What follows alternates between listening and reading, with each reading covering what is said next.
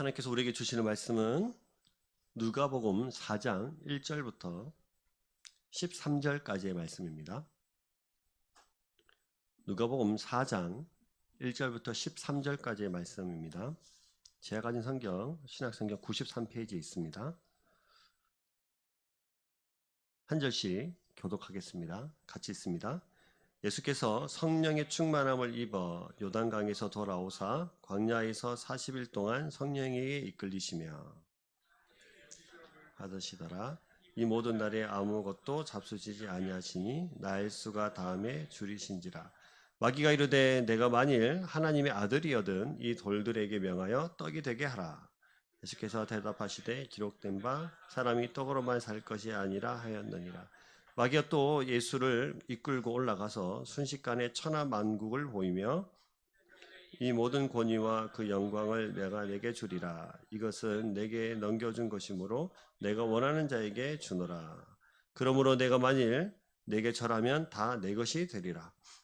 그래서 대답하여 이르시되 기록된 바 주 너희 하나님께 경배하고 다만 그를 섬기라 하였느니라.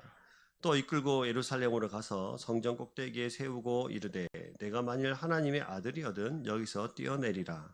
기록되었으되 하나님이 너를 위하여 그 사자들을 명하사 너를 지키게 하시리라 하여 또한 그의 손으로 너를 받들어 내 발이 돌에 부딪히지 않게 하시리라 하였느니라.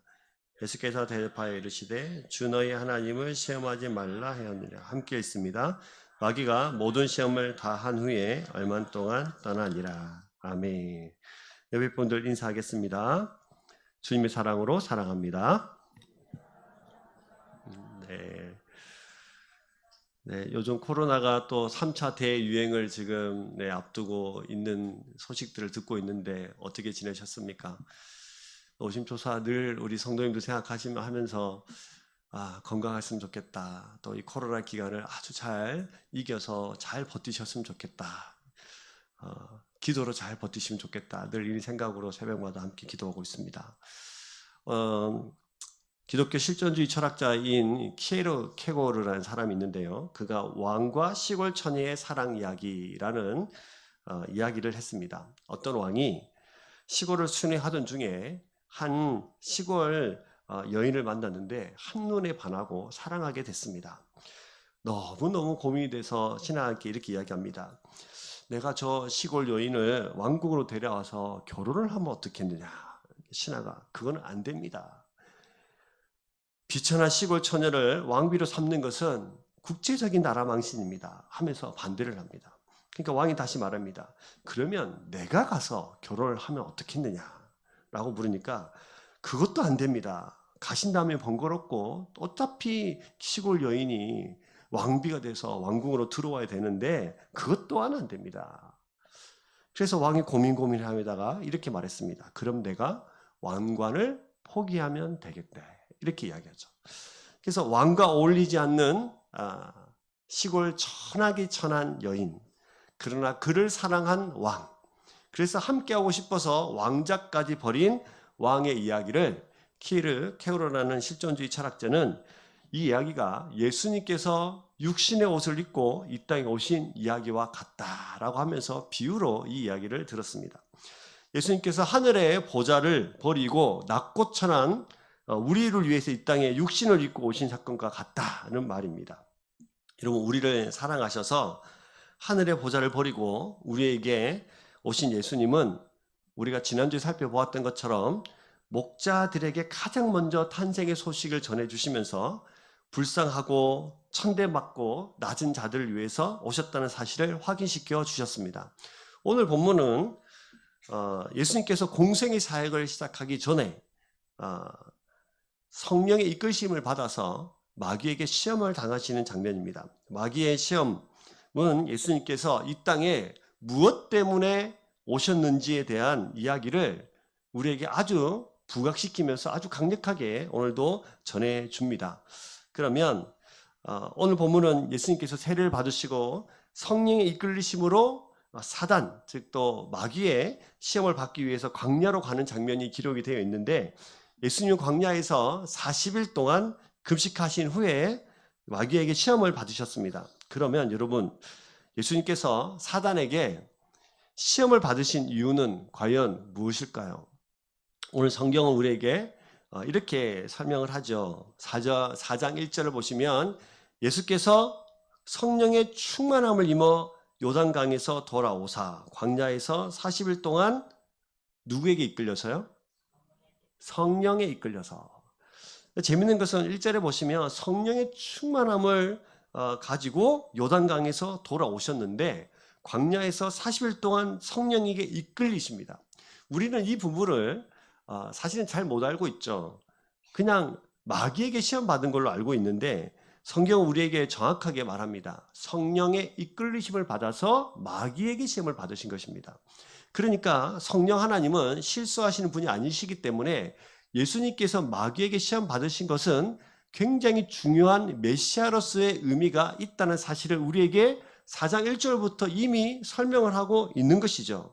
그럼 여러분, 예수님께서 사단에게 시험을 받으시도록 성령의 이끌리심을 주셨던 그 이유는 어디에 있을까요?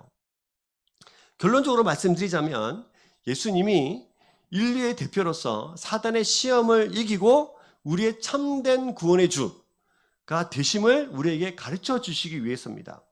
죄의 노예로, 죄의 종으로 실패한 인생을 살아가는 우리들에게 승리를 주시기 위해서입니다. 다시 에덴 동산으로서의 타락 이전의 모습을 우리를 회복시켜 주시기 위해서 이 시험은 반드시 메시아로서의 시험이 필요했던 시험입니다. 하나님은 인류의 대표였던 아담과 하와에게 선악과를 먹지 말라고 명령을 주셨습니다. 먹지 않음, 이것이 순종이죠. 지나다니면서 그 선악과를 보면서 하나님의 명령을 기억하는 것입니다. 우와 맛있겠네, 우와 먹으면 맛있겠네가 아니라 그걸 볼 때마다 뭐를 기억해요? 하나님의 명령을 기억하는 거예요. 하나님이 먹지 말라고 하셨지. 그리고 동시에 그 선악과를 보는 순간 날마다 누구를 기억해요? 하나님을 기억해요. 하나님이 계셔. 예전의 모든 것을 다스렸던 아담과 하와는 늘 선악과를 볼 때마다 하나님의 계심, 그리고 하나님의 피조물이라는 사실을 날마다 기억하고 하나님의 명령하심을 기억해야 됐습니다. 그래서 그 순종, 먹지 않음을 통해서 아담과 하와는 에덴 동산에서 하나님께서 주시는 그 기쁨, 또 하나님께서 공급하시는 그 풍성함들을 날마다 누리면서 부족함 없이 결핍 없이 살았던 사람들이죠. 그러나 사단의 유혹을 통해서 선악과를 먹게 됩니다. 하나님이 하지 말라고 한 바로 그 일, 선악과를 먹지 말라. 근데 선악과를 먹음은 하나님의 명령에 불순종하게 되고 이제 그들에게 죄가 들어오게 됐습니다. 그래서 아담과 하와의 자손으로 태어날 모든 인류는 죄의 속박 속에 죄의 종으로 살아갈 수밖에 없게 된 것이죠. 아담과 하와의 자손으로 태어난 모든 인류는 그래서 죄의 노예 상태에 빠져버리게 된 것입니다. 마치 이런 겁니다. 노예와 노예가 결혼을 해서 자식을 낳으면 이 아이의 신분이 뭡니까? 노예죠. 그런 것처럼 노예의 죄를 통하여서 불순종을 통하여서 죄에 가지고 태어난 모든 인류는 그래서 죄를 가지고 태어나서 죄의 종으로서의 세상을 살아갈 수밖에 없는 상태가 된 것이죠. 근데 성경은 우리에게 더 심하게, 우리에게 정확하게, 비참하게 이런 말을 합니다. 죄의 삭은 사망이다. 그래서 하나님과 영원토록 끊어진 관계로 죽음의 상태에 놓이게 되었는데 이러한 우리의 인간을 불쌍히 여기시면서 안타깝게 여기시면서 다시 인간의 구원을 주셔서 타락 이전의 모습으로 회복시켜 주시고자 하시는 하나님의 열정이, 하나님은 둘째 아담을 이 땅에 보내셔서 모든 인류의 죄를 들고 십자가의 죄삭을 감당하면서 죽이기로 작정하셨죠. 그분의 이름이 누구십니까? 예수 그리스도이십니다. 그래서 둘째 아담으로 예수님을 이 땅에 보내셔서 첫 아담, 실패한 사단의 유혹을 이겨내시고 승리하시는 장면이 오늘의 본문의 내용입니다. 그래서 오늘 이 본문은 예수님이 왜 시험을 당하셨지가 아니라 실제로 이 시험을 통해서, 이김을 통해서 우리를 다시 타락 이전의 모습으로 회복시키고자 하시는 하나님의 열정, 그리고 우리를 회복시키고자 하는 하나님의 사랑을 우리가 이 본문을 통해서 볼 수 있어야 하는 것입니다. 그래서 여러분, 이제 둘째 아담으로 오신 예수님 안에서 새롭게 태어난 하나님의 백성들, 그리스도인들은 이제 죄인된 상태, 죄에 노예된 상태, 실패의 상태가 아니라 자유한 상태, 그리고 승리의 상태로 우리가 살아갈 수 있도록 그 길을 여신 것이죠. 성경은 이렇게 선포합니다. 고린도전서 15장 45절에 보시면 함께 읽어보겠습니다. 기록된 바 첫사람 아담은 생명이 되었다함과 같이 마지막 아담은 살려주는 영이 되었나니. 첫 번째 아담과 두 번째 아담이 등장합니다. 첫 번째 아담은 누굽니까? 아담. 두 번째 아담이 누구예요? 예수 그리스도십니다. 그래서 이미 첫 번째 아담의 실패를 통해서 죽어있던 우리들의 종의 상태에서 벗어나서 살려주는 영이 대신 첫 번째 아담을 통해 두 번째 아담을 통해서 우리가 새롭게 태어날 수 있다는 것을 우리에게 설명해 주고 있는 것이죠. 그래서 인류의 대표인 아담의 실패로 인해서 하나님과 끊어져 버린 관계를 둘째 아담이신 하나님의 아들 예수님께서 인류의 대표가 되셔서 첫째 아담의 실패를 다시 회복시켜 하나님의 온전한 백성으로서의 삶을 살아갈 수 있도록 길을 여셨다는 것입니다. 이 일을 위해서 하나님은 예수님에게 둘째 아담으로서 이 땅에 보내시고 새롭게 태어날 교회와 하나님의 백성들을 위해서 성령의 이끌림으로 사단에게 시험을 받도록 하신 장면이 바로 오늘의 본문입니다. 자, 그러면 옆에 분들에게 한번 축복해 보실까요? 하나님이 예수님을 보내셔서 실패한 우리를 회복시켜 가십니다. 할렐루야. 그럼 여러분, 이 본문을 볼 때마다 우리는 더 이상 첫 번째 아담으로 실패한 존재가 아니라 둘째 아담으로 예수 그리스도로 승리를 경험한 사람들이라는 사실을 늘 확인할 필요가 있는 줄 믿습니다. 자, 그러면 여러분, 구체적으로 그러면 그 시험이 어떻게 되어지는지, 어떻게 승리하시는지 우리가 살펴봤으면 좋겠습니다. 우리가 잘 아는 본문이기도 하지만 우리가 또 한 절씩 살펴보시면서 우리에게 실패한 우리의 인생을 다시 회복시켜 가시는 하나님의 음성이 오늘 여러분의 마음을 녹여놓을 수 있기를 주의 이름으로 축복합니다. 오늘 첫 번째 시험이 뭡니까? 3절에 기록하고 있는 대로 마귀가 이르되 내가 만일 하나님의 아들이거든 이 돌들에게 명하여 떡이 되게 하라. 우리가 잘 아는 본문이죠. 40일 동안 아무것도 먹지 못해서 몹시 줄이셨습니다. 이 순간 예수님에게 가장 필요한 것이 무엇일까요? 네, 이 배고픔을 달래는 거겠죠. 이 순간 사단은 예수님의 결정적인 약점이었던 배고픔을 시험하고 있는 것입니다. 여러분, 배고프면 이성을 잃는 분들이 계시죠? 네, 그렇죠. 계시죠. 배고프면 이성을 잃으시는 분 손?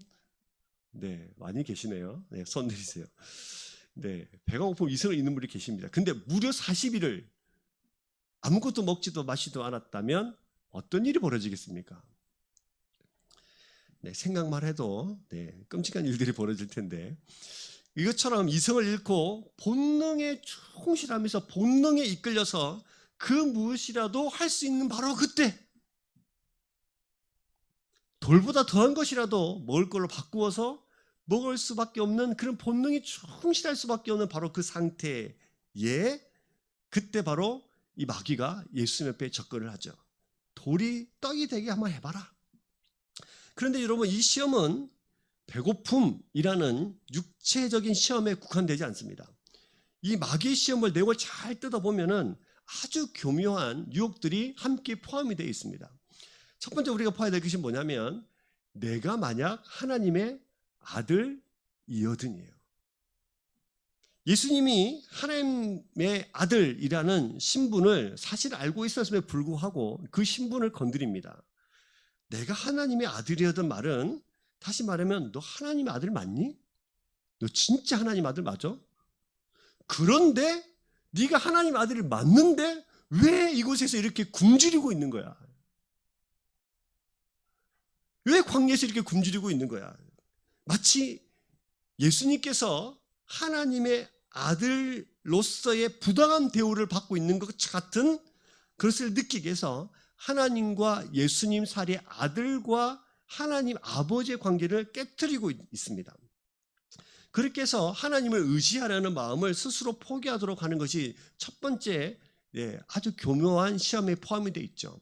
두 번째 기억할 것은 뭐냐면 네가 진짜 창조의 능력이 있냐는 거예요. 예수님이 얼마든지 원하시면 하면 창조의 능력을 보일 수 있는 분이시잖아요. 돌이 떡이 되게 하는 그 이상도 상상할 수 없는 그것들도 하실 수 있는 능력의 분이신데, 그런데 그런 분한테 떡을 만들어서 한번 먹어보라는 겁니다. 이는 내가 하나님의 아들이 맞다면 창조의 능력을 발휘해서 굶주림을 좀 면해보라는 말이죠. 지금 다시 말하면 지금 당장 살기 위해서 하나님의 능력을 좀 사용해 보라는 말입니다. 하나님의 아들의 능력 사용해서라도, 어떤 능력을 사용해서라도 배고픔이라는 그 절대적인 인간의 욕망을 스스로 채워서 해결해 보라는 거예요. 이 시험은 나의 필요를 위해서 자신의 능력으로 자신의 문제를 해결하는 치명적인 유혹입니다. 사실 우리에게도 이런 유혹들이 참 많죠.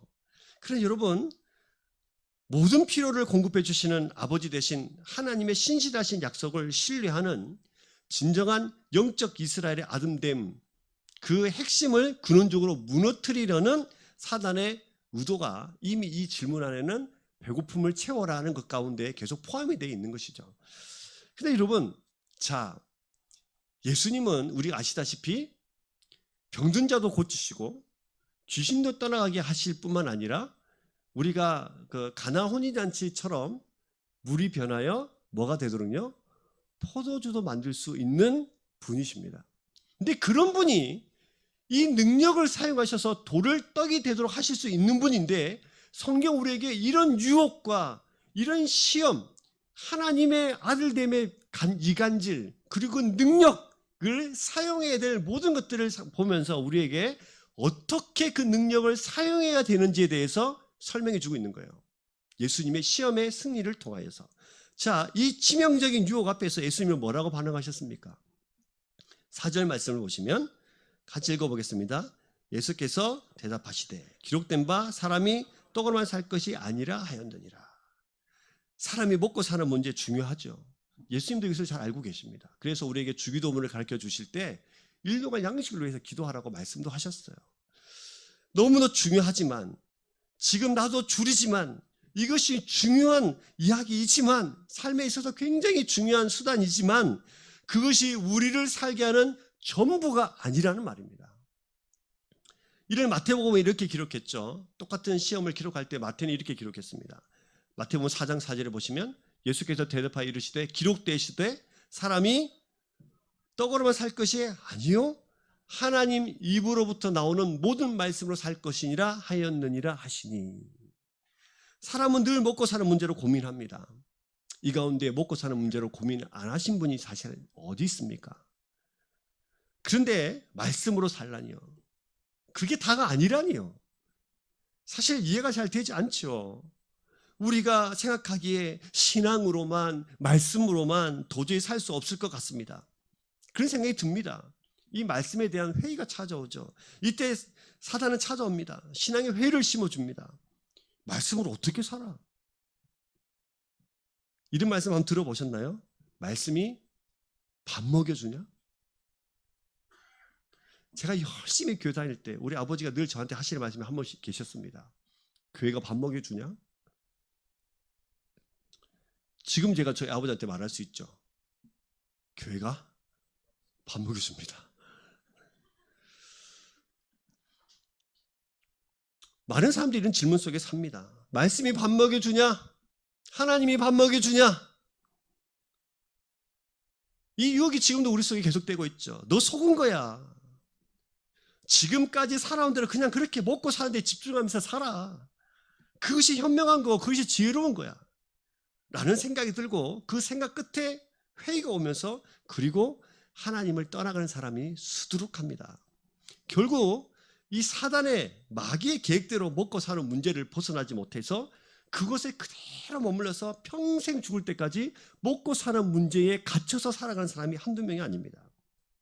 이게 바로 죄의 결과입니다. 첫째 아담이 실패한 것처럼 말이죠. 여러분, 그러면 예수님은 하나님의 아들이자 하나님 자신이지 않습니까? 예수님이 가지신 능력으로 충분히 돌을 변하여서 떡이 되게 하실 수 있습니다. 그런데 이 능력을 어떻게 사용하시냐가 이 시험의 초점이에요. 예수님이 그분의 능력을 자신의 배고픔이라는 욕망과 하나님의 아들됨을 증명하는 일에 사용하지 않으셨습니다. 즉 다시 말하면 사람이 자신의 종력에 따라서 필요에 따라서만 사는 것이 아니라 하나님의 말씀, 하나님의 뜻대로 사는 것이 최우선이라는 사실을 하나님은, 예수님은 우리에게 가르쳐 주신 것입니다. 우리도 날마다 이 시험 앞에 직면하고 살아가죠.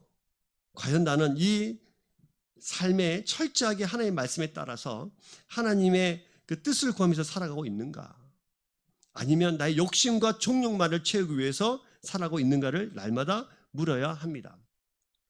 하나님의 뜻대로 살아가면 내 인생이 불행해질까? 지금 당장 현실이 어려운데 먹고 사는 문제 먼저 해결하고 그 다음에 하나님을 선택하면 안 될까?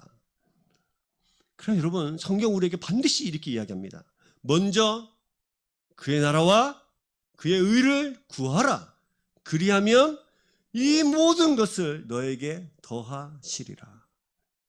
그리고 이 말씀이 여러분의 말씀 되기를 주의 이름으로 축복합니다. 그러니까 여러분, 이게 성경의 약속이에요. 약속을 붙드는 거예요. 그 예수님 지금 먼저 가르쳐 주신 게 뭐냐면, 그래, 그거 먹는 거 중요하지. 근데 더 중요한 것은 말씀으로 사는 거야. 먹는 것으로 너의 영혼을 구원받지 않아. 왜요? 우리는 영적인 존재이기 때문입니다. 여러분, 내 인생의 최우선 순위가 하나님의 뜻이 된다면 나머지는 하나님께서 책임지신다는 뜻이에요. 그러고 보면 성경 우리에게 말하죠. 오직 믿음으로 구원받는다. 그렇죠. 이미 이 질문과 이 시험에서부터 이미 믿음을 우리에게 요구하고 계신다는 사실을 말씀하시는 것이고, 믿음으로 이길 수 있다고 설명하시는 것입니다. 믿음으로 우리 모든 것이 채울 수 있다고 성경 우리에게 설명하고 있는 것이죠.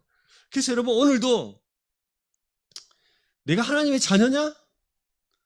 그럼 왜 그렇게 굶주리면서 처참한 모습으로 살아가는 거냐? 하나님이 진짜 살아있으면 너희들 좀 그렇게 평생 교회 다녔으면 좀 떵떵거리고 세상을 살아갈 수 있지 않냐? 너의 능력을 발휘해서 스스로 좀 배부르면서 살아가면 된다. 하나님 기대지 말고 그냥 네 힘으로, 네 지혜로, 네 능력으로 세상을 사는 거야. 너희에게 당장 떡이 필요하지 않니? 먼저 배부르고 난 이후에 그 다음에 하나님이지. 금강산도 식후경이라고. 먼저 네 배 부르고 난 뒤에 하나님도 있는 거지. 라는 유혹이 오늘도 저와 여러분들에게 늘 찾아오고, 사실은 지금까지 평생의 그런 질문들로 우리가 그런 유혹 가운데 살아오지 않았습니까? 그렇죠?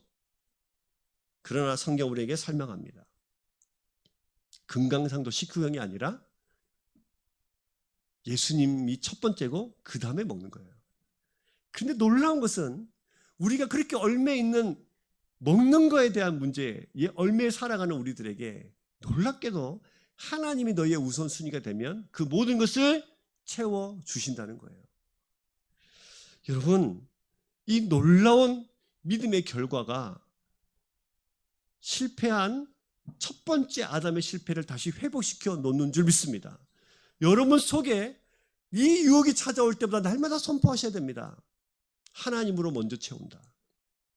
하나님으로 먼저 채운다. 하나님의 우선순위다. 여러분, 이 고백이 여러분의 고백이 되어야 합니다. 오늘도 우리는 힘을 다해서 밥이 아닌 말씀을 선택하는 주의 백성이 되기를 주의 이름으로 축복합니다. 이 승리를 먼저 예수님께서 우리에게 보여주셨잖아요. 그럼 우리도 그렇게 승리할 수 있다는 말입니까? 없다는 말입니까? 있다는 말이에요. 옆에 분들에게 축복해 보실까요? 밥이 아닌 말씀으로 채우시기를 바랍니다. 할렐루야. 네, 평생의 이 시험거리가 여러분 삶에 찾아다니실 거예요. 여러분, 그때마다 말씀의 체험이, 말씀의 선택이 우리 가운데 있기를 주의 이름으로 축복합니다. 두 번째 시험이 뭡니까? 오늘 본문의 5절과 7절에 있는 내용으로 예수님을 갑자기 높은 산으로 데려갑니다. 갑자기 세상 만국을 막 천하 만국을 다 보여줍니다. 세상의 영광을 보여주면서 사단은 말합니다. 나에게 엎드려 절하면 이 모든 것을 내게 줄 수 있다 라고 말합니다. 여러분, 사단은 참 교묘합니다. 오늘 이 질문, 이 시험을 잘 보시면 거짓과 진실이 섞여 있어요. 첫 번째 거짓이 뭐냐? 마귀가 이렇게 말합니다. 자, 보시면 6절 보시면서요. 이르되 이 모든 권위와 그 영광을 내가 내게 주리라. 근데 이것은 내게 뭐한 것이므로? 넘겨준 것이므로 내가 원하는 자에게 주노라 라고 설명을 해요. 그러니까 이 세상 만국을 다 보여주면서 이 마귀가 먼저 속이는 게 뭐냐면 원래 이거는 하나님 건데 내게 넘겨줬다는 거예요. 그러니까 지금 이 세상의 주인이 누구란 뜻이죠? 마귀, 사단인 자기란 뜻입니다. 근데 여러분, 이 세상의 주인이 누구십니까? 하나님이시죠. 아주 교묘하게 이 거짓이 지금 속삭이듯이 유혹을 우리에게 이 사단이 예수님을 시험하고 있다는 것을 알 수 있습니다. 이 거짓으로 이 유혹을 시작합니다.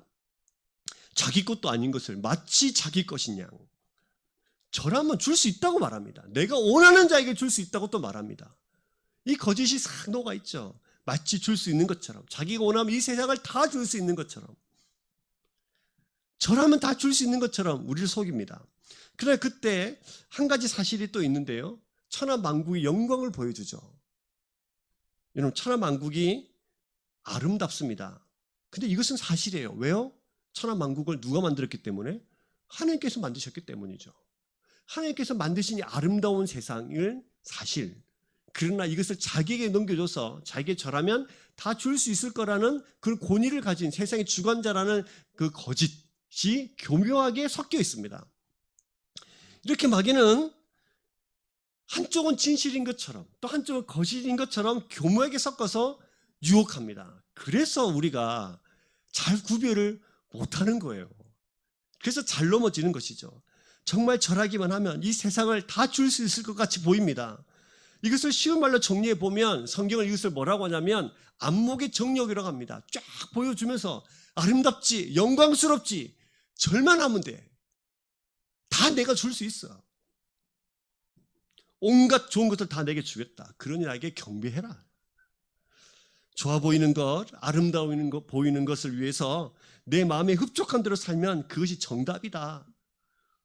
돈을 보여주고 출세와 성공을 보여주고 쾌락을 보여주고 그것을 위해서 사는 인생이 진짜 인생이 된 것 같이 인식하도록 하는 것이죠. 너무 좋겠다. 돈 때문에, 출세 때문에, 성공 때문에 신앙을 버리고 양심을 버리고 세상과 타협하는 일을 행하도록 우리를 부추깁니다. 좋겠지? 그래, 좋을 거야. 그렇게 사는 것이 좋을 거야.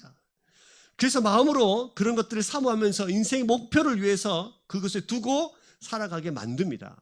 이것 자체가 마귀에게 절하는 것이죠. 그리고 여러분, 그때 나도 모르게 이것들에 중독되어서 세상을 살아가게 되어져 있습니다. 빠져나오지 못하게.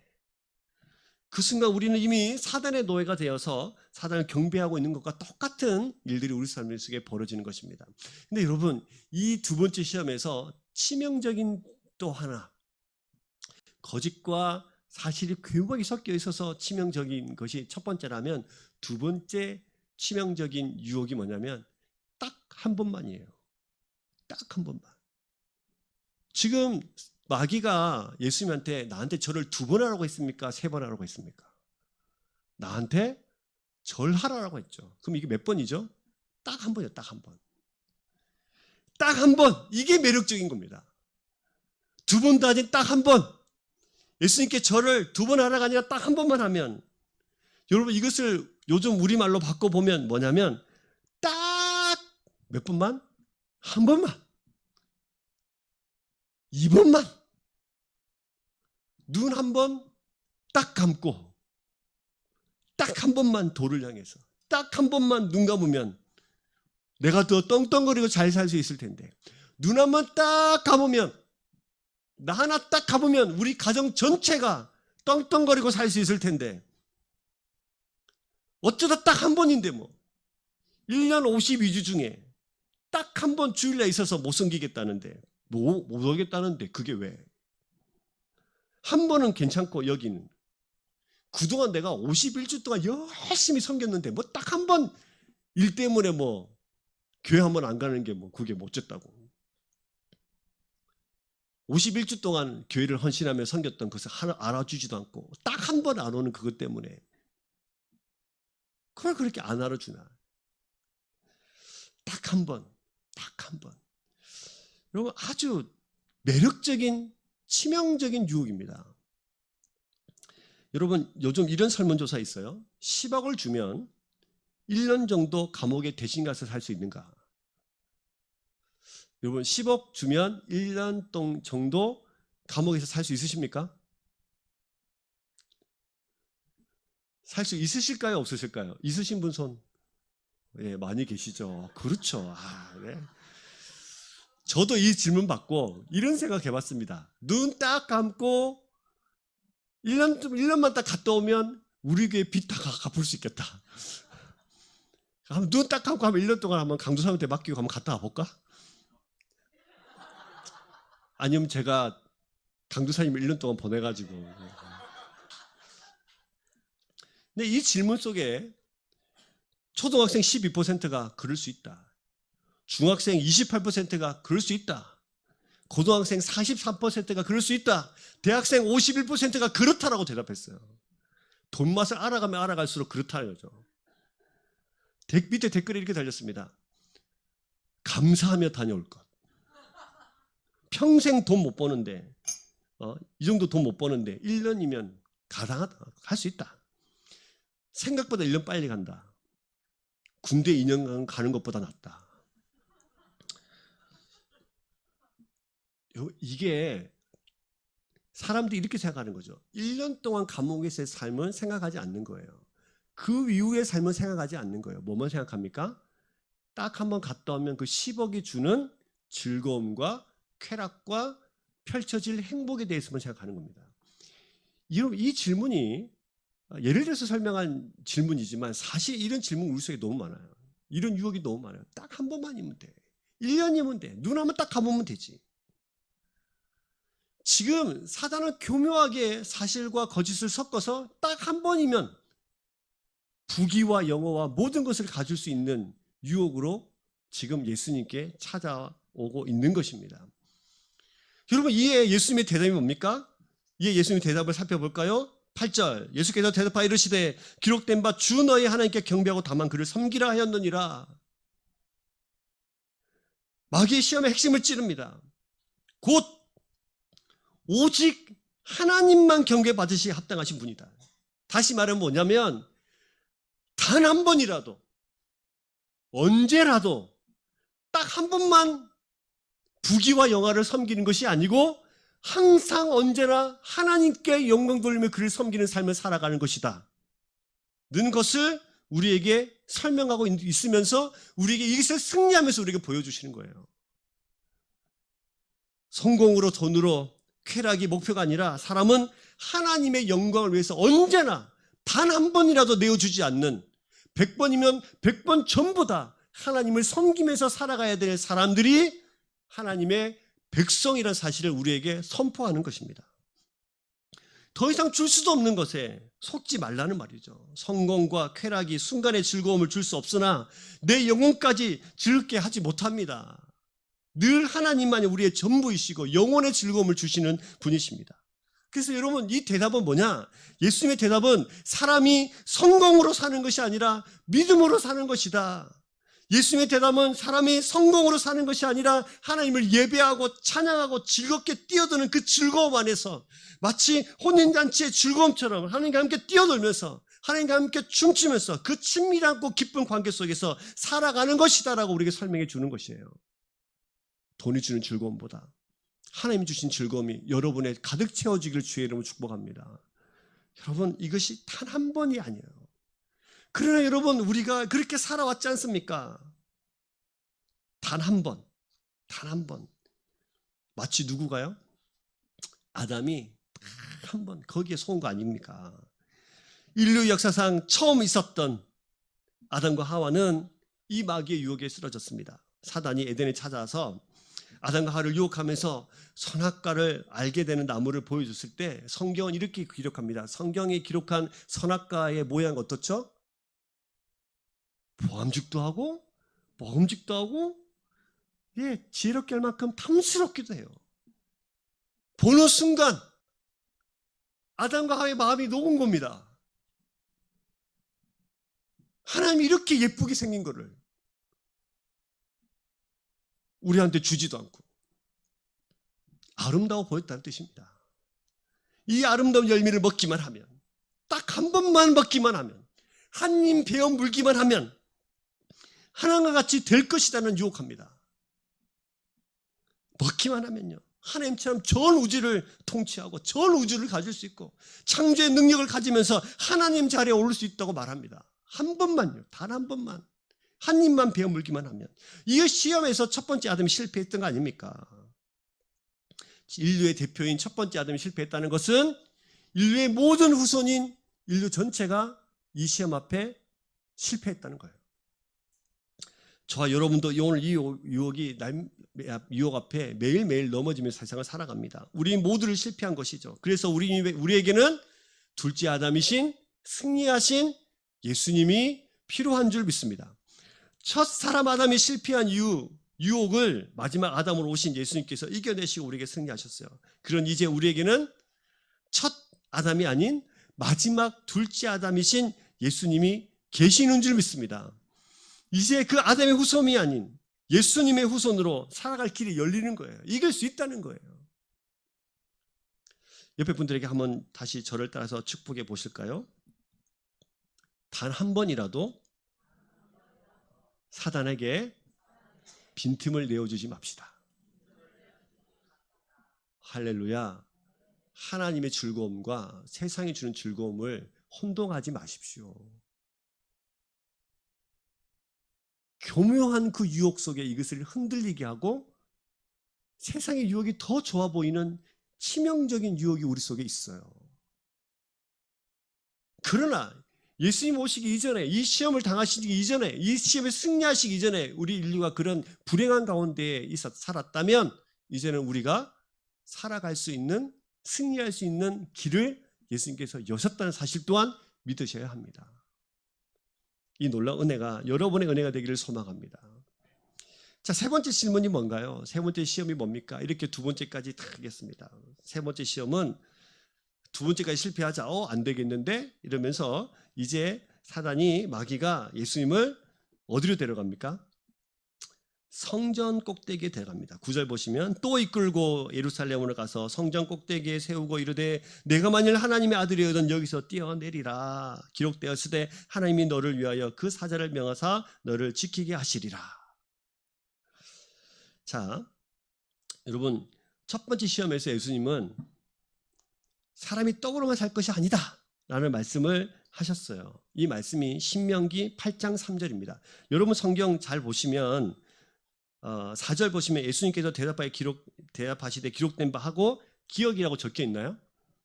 네, 혹시 니은이라고 적혀 있는 분도 계시나요? 아니시죠? 기억이라고 적혀 있으시죠? 기억 보면 밑에 각주에 보시면 뭐라고 되어 있습니까? 신명기 8장 3절이라고 되어 있죠. 그러니까 예수님은 이 대답을 말씀을 인용하셔서 하신 거예요. 두 번째 보시면, 그죠? 8절도 보시면 예수께서 대답하여 이르시되 기록된 바라고 하면서 뭐가 적혀 있나요? 니은이라고 적혀 있죠. 니은이 밑에 각주에 보면 뭐라 되어 있나요? 신명기 6장 13절로 되어 있죠. 예수님께서 두 번 다 시험을 뭘로 이기셨다는 뜻입니까?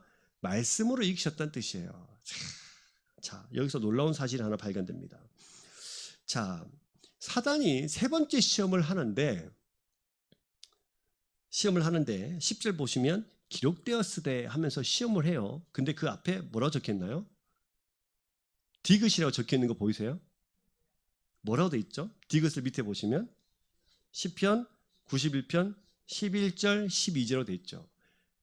자, 여러분, 사단이 예수님께 시험을 하는데 첫 번째, 두 번째에서 말씀으로 다 지자, 세 번째는 말씀을 인용해서 시험합니다.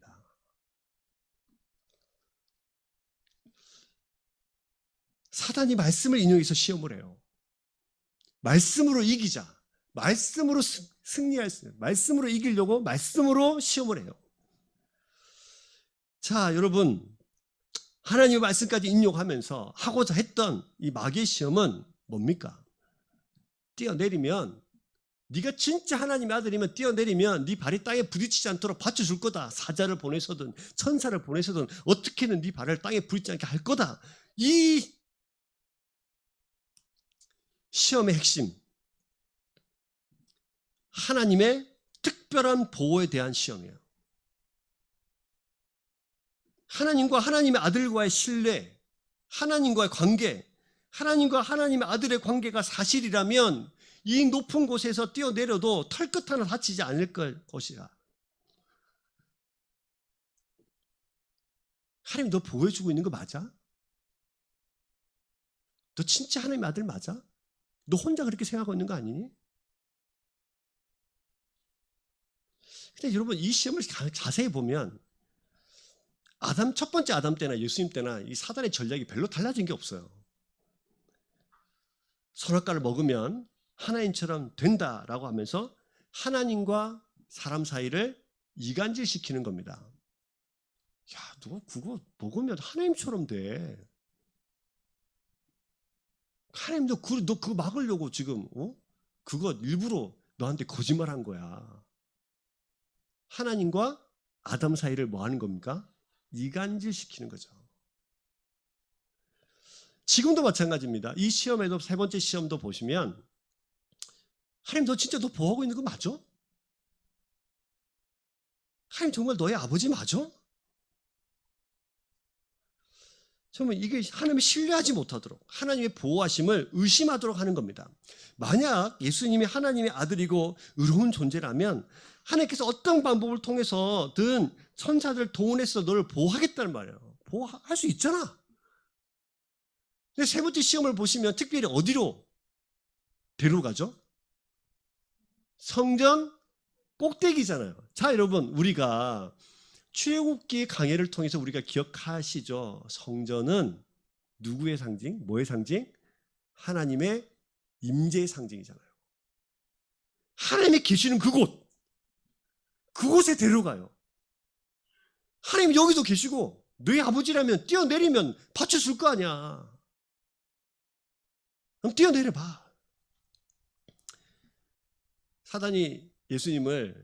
마귀가 예수님을 성전 꼭대로 데려간 이유가 다 있습니다. 그럼 여러분, 자, 이렇게 가정을 해볼까요? 만약에 뛰어내린다면요. 예수님께서 뛰어내리신다면 어떤 일이 벌어질까요? 이 질문, 이 시험의 배경에는 인정받고 싶어하는 욕구가 있습니다. 네가 만약 하나님의 아들이면 뛰어내려봐. 그럼 탁 뛰어내리는 순간 어떻게 되는지 하나님 다 받아줄 거야. 그럼 우리 어떤 마음이 들까요? 한번 보여줘봐. 하나님과 내가 어떤 관계인지 한번 보여줘봐. 하나님 내 아버지 이걸 보여줘야 되나? 그죠?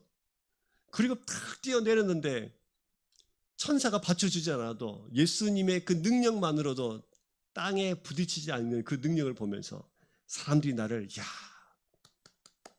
메시아십니다. 박수치면서 메시아십니다.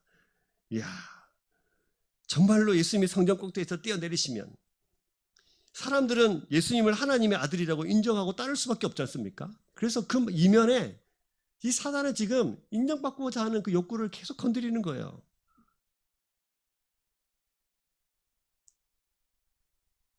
만약에 그렇다면 뛰어내리지 않는다면요. 뛰어내리지 않는다면 사단이 이렇게 말했을 것입니다. 너 무섭지? 무서우니까 못 뛰어내리는 거지. 하나님이 너 진짜 안 지켜줄 거지. 너 무늬만 하나님의 아들인 척 하는구나. 너 혼자 하나님의 아들이라고 생각하는구나. 라고 계속 조롱했을 거예요. 그러니까 여러분, 예수님은 우리에게 이렇게 대답하시죠. 뭐라고 대답하십니까? 12절 보시면 예수께서 대답하여 이르시되 주 너의 하나님을 시험하지 말라 하였느니라. 시험하지 마라.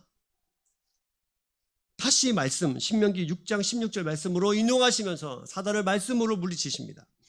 즉 다시 말하면 왜 하나님과 나의 사이를 네가 이간질시키니? 왜 하나님을 의심하게 만드니? 내가 뛰어내리든지 말든지 네가 상관하지 마. 네가 신경 쓸 필요가 없어. 사단의 말에 귀를 기울이면서 사람들의 인정에 예수님은 신경 쓰시지 않으시고 단지 하나님의 뜻에만 지금 귀를 기울이고 계시다는 사실을 성경 우리에게 보여줍니다. 그래서 여러분, 우리가 세상을 살아가면서 이와 같은 의심을 받아요. 이와 같은 시험을 받아요. 너 하나님의 아들 맞아? 하나님 너 진짜 보호하고 있는 건 맞아? 하나님이 보호하고 계시면 왜 그렇게 경제적으로 힘들고 어렵게 살아? 왜 병원 맨날 있어? 네가 진짜 하나님의 아들이면 기도하면 바로바로 낫고 원서 쓰면 바로바로 붙고 우리 자녀들은 시험만 치면 무조건 100점 받고 원하면 대기업도 들어가고 다 돼야지. 하나님이 살아있으면 네가 왜 이렇게 쪼잔하게 사니? 여러분, 그런 유혹들이 우리 속에 있습니다. 심지어 말씀을 인용하면서까지. 근데 여러분, 잘 기억하세요. 말씀은 복종하고 순종하기 위해 있는 것이지 하나님을 시험하기 위해서 있는 것이 아닙니다. 선악과는 이렇게 맛있는 게 있는 게 너 못 먹지롱 하면서 아담을 놀리려고 달아놓은 게 아니에요. 그 순종을 통해서 하나님의 백성됨을 확인하고 하나님이 하나님 되심을 확인하고 하나님의 통치와 주권과 다스림을 통해서 하나님의 놀라우신 한계를 넘어선 그 놀라운 풍성함이 주어진다는 놀라운 사실을 명령의 순종함을 통해서 우리에게 보여주시고자 하시는 것입니다. 말씀은 하나님을 테스트하고 시험하는 게 아니라 단지 우리가 순종해야 될 하나님이십니다. 그래서 여러분, 마귀는 아담을 유혹하듯이 오늘날 우리에게도 이 의심의 병을 계속 심어줘요. 특별한 보호를 받고 살아가지 않는 것처럼, 버리시는 것처럼, 혼자 외롭게 높은 꼭대기에 서 있는 것처럼. 그러나 여러분의 모든 인생은 하나님의 특별한 보호와 인도로 지금까지 살아오고 있다는 사실을 늘 기억하셔야 합니다. 단 한순간도 그것을 놓치시면 아니 되옵니다. 저를 따라 해볼까요? 나는 하나님의 인도와 보호로 지금까지 살아왔다. 믿으세요? 두 번째는요, 인정받는 욕구예요. 인정받는 욕구. 이 인정받는 욕구, 사람들에게 박수 받고 싶은 이 욕구, 사람들의 환호성을 들리고 싶은 이 욕구, 탁 뛰어내려가지고 천사들이 와서 발을 탁 받쳐주면, 그래, 나 하나님의 아들이잖아. 만약에 그렇게 됐으면 예수님께서 굳이 공생의 사역을 그렇게 힘들고 어렵게 안 사셔도 됐을 텐데, 그렇죠? 가는 곳마다 병자 고치고 말씀 전하고 전도하고 이거 안 하셔도 됐을 텐데요. 물론 사람들의 인정을 받고 박수를 받는 것이 그 자체가 나쁜 건 사실 아니죠. 열심히 노력해서 사람들이 인정을 받는 거 중요한 일입니다. 그러나 여러분, 그 사람들에게 인정받고자 하는 그 욕망에 얽매여서 그것이 인생의 최종 목표로 살아가는 사람들이 문제가 있는 거예요. 심지어는요, 여러분, 인정받고자 하는 욕구가 어디까지 있냐면 말씀을 인용하는 사단처럼 예배하는 욕망, 예배하는 곳, 헌신과 봉사. 예배를 누구를 위해서 드리는 거죠? 예배는 누구를 위해서 하는 거예요? 하나님을 위해서요. 헌신과 봉사는 누구를 위해서입니까? 하나님을 위해서요. 우리에게 직분을 주셨습니다. 목사와 장로와 또 집사와 권사로 또 청년으로 교사로 직분을 주셨어요. 이 직분은 반드시 하나님의 교회를 바로 세우는 일로 쓰임받아야 합니다. 근데 여러분, 욕망이 있는 거죠. 내가 직분을 통해서 높임 받고자 하는 욕망, 인정, 헌신을 통해서 인정받고자, 사람들의 박수를 받고자 하는 욕망, 인정받고자 하는 욕구. 지금 그것으로부터 우리가 자유하는 거예요. 그 유혹에 문의는 예배, 문의는 하나님인데 사실은 그 하나님 자리에 내가 있어서 내가 받고자 하는 그 영광들을 내려놓으면서 살아라는 뜻입니다. 사랑하는 여러분, 정말로 저와 여러분들의 삶이, 우리가 예배함이, 찬양함이, 헌신과 봉사가 하나님의 영광을 위해서만 살아갈 수 있는 저와 여러분 되시기를 소망합니다.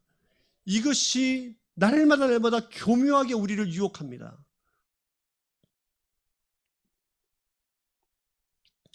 여러분, 예수님이 말로만 이 말씀하신 것이 아니라 예수님의 이 대답은 예수님 삶으로도 연결되어 있어요. 예수님께서 예루살렘 성에 입성하실 때 그 많은 정치적 메시아를 요구했던 그 많은 사람들이 예수님을 향해서 뭐 했습니까? 종려 나뭇가지를 흔들고 낙이 타고 입성하시는 예수 그리스도 앞에서 뭐 했죠? 소리 지르면서 환호하면서 박수치면서 찬양하면서 그 많은 환호 소리를 들었습니다. 우리들이라면 그 많은 환호 소리의 박수 앞에 끌려다녔을 거예요. 그러나 예수님은 그 많은 환호성 앞에 사람들이 인정을 요구하는 바로 그곳에서 그들이 원하는 메시아가 아니라 하나님의 뜻을 구현하는, 뜻을 성취하는 메시아로서의 길을 가셔서 끝내는 왕자가 아니라 십자가 위에서 죽으셨습니다. 그럼 이것이 우리가 세상을 십자가 지고 살아가야 할 이유입니다. 오늘도 우리는 이런 유혹 속에 살아갑니다. 이런 시험 속에 살아갑니다. 첫 번째 아담인 그 아담이 이 모든 시험에서 쓰러져서 실패하여서 선악과를 먹음을 통해서 죄의 노예로 살아갔던 것처럼 이제는 그 모든 유혹에서 벗어나서 승리하고 하나님 나라를 다시 이어받을 하나님의 백성들에게 타락 이전으로서의 우리를 되돌리면서 우리를 하나님의 풍성함을 경험하면서 걱정 근심 없이 하나님 나라를 누리며 살아가는 주의 백성으로 오늘 우리를 부르시고 계십니다. 예수님께서 실패하셔서 부르신 것이 아니라 똑같은 우리의 육신의 옷을 입고 승리하셔서 우리에게 모든 길을 열어주시면서 우리도 그런 삶을 살아갈 수 있는 길을 열어주신 줄 믿습니다. 여러분, 그래서 여러분, 날마다 우리에게 이 시험이 온다면 날마다 승리하면서 둘째 아담으로 오신 그 승리가 우리의 승리가 되고, 그래서 그 사냥꾼의 올무에서 벗어나서 자유롭게 세상을 날아가는 그 새처럼 저와 여러분들에게 주시는 이 놀라운 승리의 선물, 자유의 선물이 저와 여러분의 삶을 날마다 주관할 수 있기를 주의 이름으로 축복합니다.